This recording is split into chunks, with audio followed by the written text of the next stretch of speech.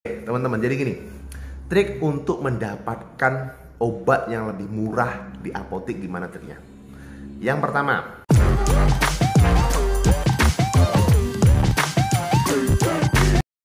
Assalamualaikum warahmatullahi wabarakatuh. Teman-teman, terima kasih telah kembali ke channel Bambang Sumedi. Tentunya di channel kita akan membahas tentang obat-obatan, kita akan membahas tentang farmasi, kita akan membahas tentang apotek, kita akan membahas tentang isu-isu terbaru terkait dunia kefarmasian. Oke, teman-teman, pada video kali ini kita akan membahas atau saya akan menyampaikan kepada teman-teman semua gimana cara trik mendapatkan resep yang murah atau lebih hemat atau lebih terjangkau di apotek. Oke, begini triknya teman-teman ya.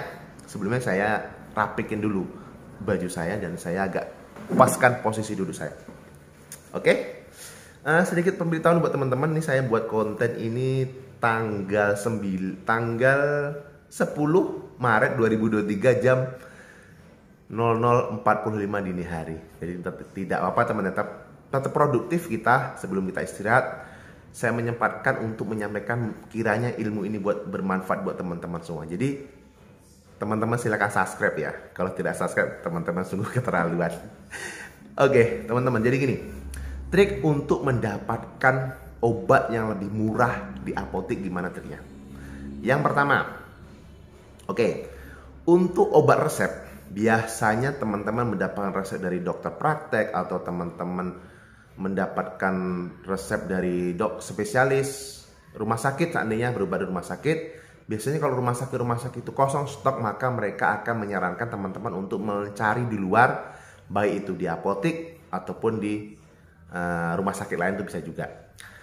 Di sini teman-teman sebagai pasien, tentunya teman-teman membawa kopi resep, teman-teman ya, membawa kopi resep dari apotek rumah sakit ataupun bahkan membawa resep asli dari dokter tersebut.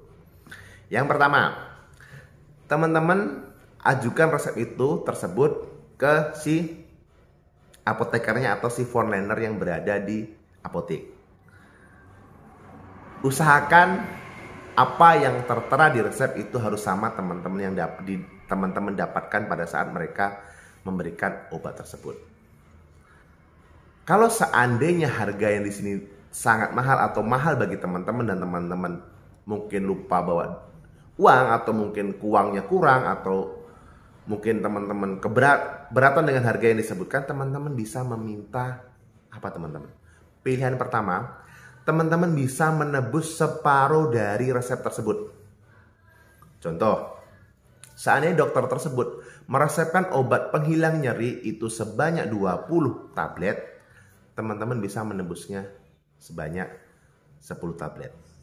Kalau seandainya dokter tersebut meresepkan 10 tablet, teman-teman bisa menebusnya meminta 5 tablet atau 7 tablet. Karena di sini kami pun sebagai apoteker atau sebagai farmasi juga belajar seperti ini. Kalau pasien tidak sanggup merasa keberatan, opsi ini bisa dijadikan pilihan. Nanti untuk periode berikutnya teman-teman bisa kembali menebus dengan kekurangan resep tersebut bila dana teman-teman sudah cukup. Itu trik yang pertama. Trik yang kedua, teman-teman bisa meminta diskon. Bisa teman-teman ya. Teman-teman bisa meminta diskon ke frontliner ataupun si apoteker. Kasihlah diskon bang, nanti saya jadi pelanggan di sini kok. itu termasuk trik teman-teman. Jadi kalau teman-teman memelas ke apoteknya atau teman-teman memelas ke apotekernya, ya mereka juga nggak akan tega gitu kan. Dapat diskon 5.000, dapat diskon 10.000 kan lumayan. Oke, itu yang kedua. Yang ketiga, teman-teman bisa meminta merubah resep yang telah diresepkan dokter, mungkin dari paten, dari mitu produk yang bermerek, teman-teman bisa meminta dirubah ke merek lain yang kandungan sama tapi harganya lebih terjangkau, atau teman-teman meminta ke obat generiknya. Sebagai contoh, diresepkan oleh dokter penghilang nyeri merek A, harganya 50.000 satu papan isi 10 tablet. Teman-teman keberatan, uang teman-teman cuma 10.000 nih, atau uang teman-teman cuma 20.000 nih. Teman-teman bisa meminta isi yang sama, penghilang nyeri yang sama, dengan dosis yang sama, dengan merek yang berbeda atau dari produsen yang berbeda dengan harga yang lebih terjangkau. Itu cara yang kedua. Kalau tidak, teman-teman juga bisa meminta obat penghilang nyeri tadi yang telah diresepkan oleh dokter tadi dengan produk generik yang ada. Tentunya antara obat bermerek dengan obat generik otomatis lebih terjangkau harga obat generik. Perlu teman-teman ketahui, di sini kami tidak punya wewenang atau tidak berhak mengganti. Perlu digarisbawahi teman-teman ya. Tidak boleh atau sangat fatal sekali bahkan melanggar kode etik kami mengganti jenis obat yang berbeda yang telah diberikan oleh dokternya.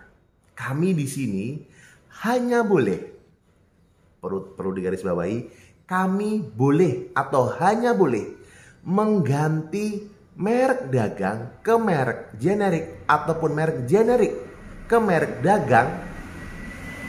Obat generik maksudnya ya. Obat generik ke obat merek bermerek atau obat bermerek ke obat generik atas persetujuan, nah, sampai belepotan teman-teman ya, atas persetujuan pasien dan atau dokter.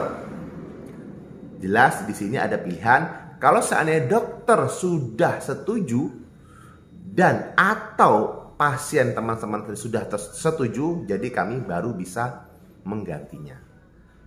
Nah, mungkin teman-teman sering menjumpai seperti ini ya.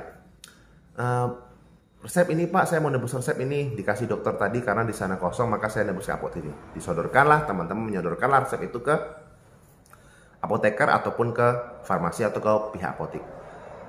Pasti pihak apoteknya seperti ini, Pak, mohon maaf sebelumnya, resep yang diminta oleh dokter ini dengan merek dagang A, kami lagi habis Pak, kebetulan barangnya belum nyampe, tapi kami punya yang lebih bagus nih Pak.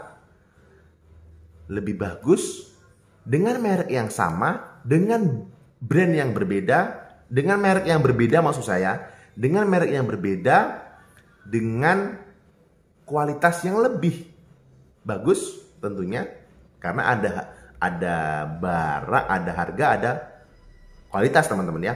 Jadi dengan dosis yang sama, dengan merek yang berbeda, tapi fungsi kandungan isi tetap sama. Ataupun, Pak maaf Pak, yang diresepkan dokter ini obat bermerek ini dengan merek A kami tidak ada Pak, kami habis. Yang ada kami generiknya Pak, tapi isinya, dosisnya, khasiatnya sama dengan harga yang lebih terjangkau. Nah, itu teman-teman ya. Kenapa saya sampaikan tadi obat yang bermerek itu lebih bagus, bukan berarti obat generik atau obat generik tidak bagus teman-teman, karena biasanya dengan brand-brand yang terkenal ini dia mempunyai inovasi yang lebih baik. Contohnya mungkin dia ada sistem rilisnya tablet tersebut, mungkin dia tablet tersebut ada micronized atau zat-zatnya lebih kecil jadi lebih mudah diserap atau penyerapannya lebih cepat dibanding yang generik. Jadi itu salah satu keunggulan atau inovasi yang diterapkan dari obat yang bermerek tersebut. Oke teman-teman ya, jadi kami hanya berhak mengganti dengan merek yang berbeda, mungkin dari bermerek ke generik atau generik ke bermerek, atas persetujuan teman ataupun teman-teman sendiri sebagai pasien ataupun dokter. Jadi ada 3 trik yang bisa teman-teman dapatkan untuk mendapatkan harga obat atau tebus resep yang lebih murah. Yang pertama, teman-teman tidak harus menebus semuanya maksud saya, dan teman-teman bisa menebus separuh ataupun 3/4 dari dosis yang telah diresep, jumlah obat yang telah diresep oleh dokter tersebut. Kecuali untuk antibiotik teman-teman ya, khusus untuk antibiotik itu tidak bisa dibeli separuh karena siklus antibiotik itu harus 1 periode konsumsi. Dan yang kedua, teman-teman bisa meminta diskon tentunya ya. Mungkin kalau apotek itu lagi ada promo, tentunya teman-teman bisa meminta diskon. Yang ketiga yaitu teman-teman bisa meminta dari, mungkin yang diresepkan dokter itu dari obat bermerek, teman-teman bisa meminta ke obat yang generik ataupun ke obat bermerek juga, namun harganya lebih terjangkau. Jadi mungkin dari saya ada 3 trik ini yang bisa teman-teman terapkan untuk mendapatkan atau menebus obat yang lebih murah di apotek. Oke teman-teman ya, mudah-mudahan informasi yang saya sampaikan kepada teman-teman ini bermanfaat buat teman-teman semua. Saya mohon maaf bila ada salah dalam penyampaian. Kalau teman-teman punya pengalaman di apotek seperti apa, teman-teman boleh coret-coret di kolom komentar. Oke teman-teman, terima kasih. Tanya obat, tanya apoteker. Salam sehat. Assalamualaikum warahmatullahi wabarakatuh.